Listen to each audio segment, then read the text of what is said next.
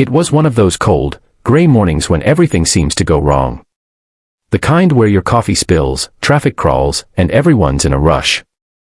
At Miller's Auto Repair, a small-town garage just off Route 19, 23-year-old Jake was already having a rough start. His boss, Mr. Collins, had been on his case all week about working too slow and talking too much to customers. But Jake wasn't the kind of guy who could just rush through things. He believed every car had a story, and every person behind the wheel mattered. That morning, as Jake was wiping grease off his hands, an old, beat-up sedan rolled into the shop.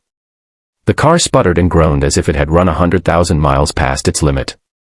Behind the wheel sat an elderly woman with silver hair and kind, tired eyes. She looked worried, more than worried. Before we get into what happened next, if you believe in real stories of kindness, compassion, and second chances, make sure to subscribe to Kindness Action. Hit the like button, share this story with someone who needs a little hope today, and let us know in the comments what kindness means to you. The old lady stepped out slowly, clutching her purse with trembling hands. "Son," she said softly, "I'm so sorry to bother you, but my car just stopped working on the way to the grocery store. I don't have much money right now, but could you please take a quick look? I just needed to get home." Jake saw the worry in her eyes, the kind of worry that came from more than just a broken car. He glanced toward the office window. Mr. Collins was inside, on the phone, probably barking at suppliers again. Jake nodded. "Don't worry, ma'am. Let me take a look."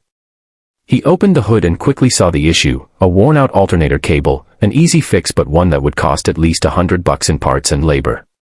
The lady stood there wringing her hands, her voice shaking as she said, "I really don't know how I'll pay for it right now, maybe next month when my check comes in." Jake's heart sank. He thought of his grandmother, who used to say, "Kindness is the rent we pay for our time on earth." Without thinking twice, he smiled and said, "You know what, ma'am? Let's just get you back on the road. Don't worry about the money." Her eyes widened. "You mean, you'll fix it for free?" Jake shrugged. "Yeah. Everyone needs a break sometimes. Just promise you'll drive safe, all right?" The lady's eyes filled with tears. "You're a good boy," she whispered. For the next hour, Jake worked carefully, replacing the cable, checking the oil, even topping off her washer fluid. When he was done, he started the car. It purred like new. The old woman smiled through tears and hugged him. "Thank you, son. You have no idea what this means to me." Then she drove away, waving from the window. Jake felt good, better than he had in weeks. But that feeling didn't last long. Minutes later, Mr. Collins stormed out of his office, red-faced and fuming. "Jake! Did you just fix that woman's car without a work order?" Jake froze. "Yeah, sir. She didn't have the money." "I don't care," Mr. Collins shouted, his voice echoing across the shop. "You don't give away free service in my garage. Do you think kindness pays the bills?"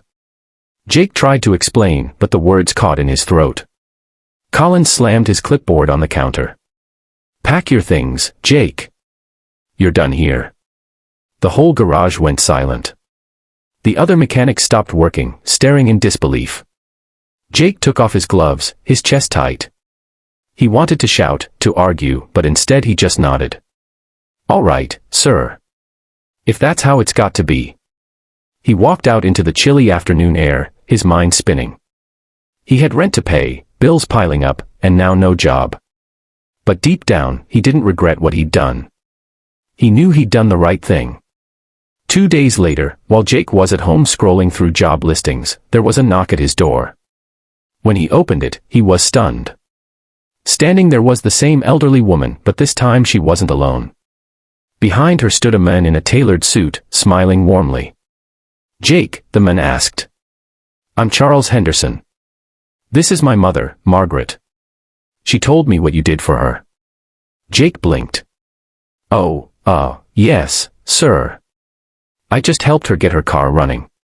Charles nodded. "My mother's car broke down on her way back from visiting my father's grave.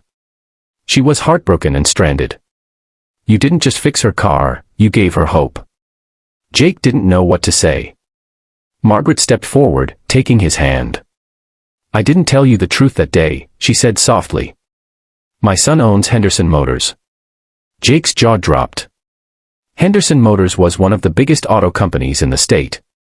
Charles smiled. We could use someone like you, someone with heart. I'd like to offer you a position at our local service branch. Double the pay you were making before.